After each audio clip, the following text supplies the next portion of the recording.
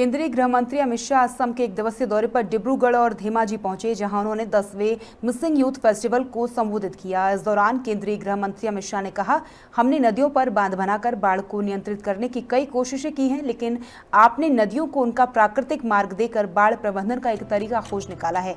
आपने नदियों का सम्मान किया है, वन्य जीवों का संरक्षण किया है, प्रकृति की रक्षा की है और इस प्रक्रिया में अपनी सुरक्षा भी सुनिश्चित की है।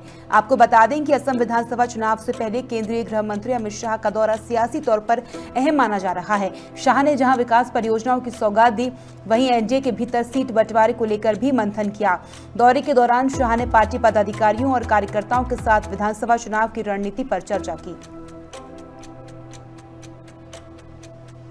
हमने दुनिया नदियों को बांधकर बाढ़ का रास्ता निकालना चाहती है, आपने नदियों को रास्ता देकर बाढ़ का रास्ता निकाला है। नदी को भी संभाला, जीव जंतुओं को भी संभाला, प्रकृति को भी संभाला और अपने आप को भी संभाला।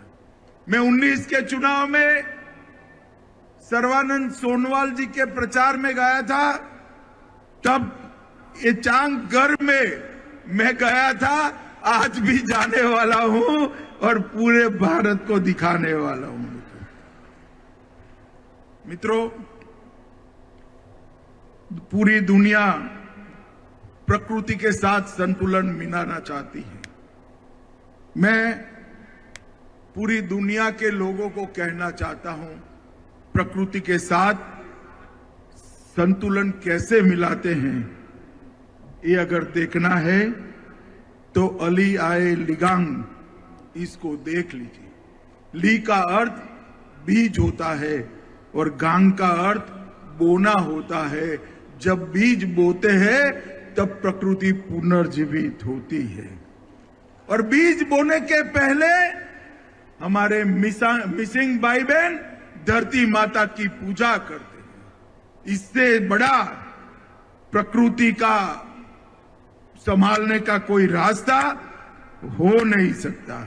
भाइयों बहनों, आज मैं आपको कहने आया हूं कि आने वाले दिनों में भारत की सेंट्रल पैरामिलिट्री फोर्सेस के अंदर मिसिंग भाइयों की स्पेशल भर्ती का कार्यक्रम, रिक्रूटमेंट का कार्यक्रम भी हम करने वाले, ताकि हमारे युवा भारत माता की आंतरिक सुरक्षा के लिए अपना योगदान दे पाए। भाइयों बहनों, अब मोदी जी के नेतृत्व में आसाम शांति के रास्ते पर चल पड़ा है। हमने कई समझौते कर लगभग 10,000 युवाओं के हाथ से हथियार छुड़ाया है और आज आसाम प्रगति के रास्ते पर, यहां इंडस्ट्री आ रही है, बोगीबिल जैसे इंफ्रास्ट्रक्चर बन रहे हैं, नए नए एयरपोर्ट विकसित हो रहे हैं, नई यूनिवर्सिटियां बन रही है, अस्पताल बन रहे हैं, बाढ़ों को रोकने के लिए बड़े तालाबों का निर्माण हो रहा है और आज ही डिब्रूगढ़ में दूसरी आसाम की विधानसभा का भूमि पूजन भी हम कर आए हैं।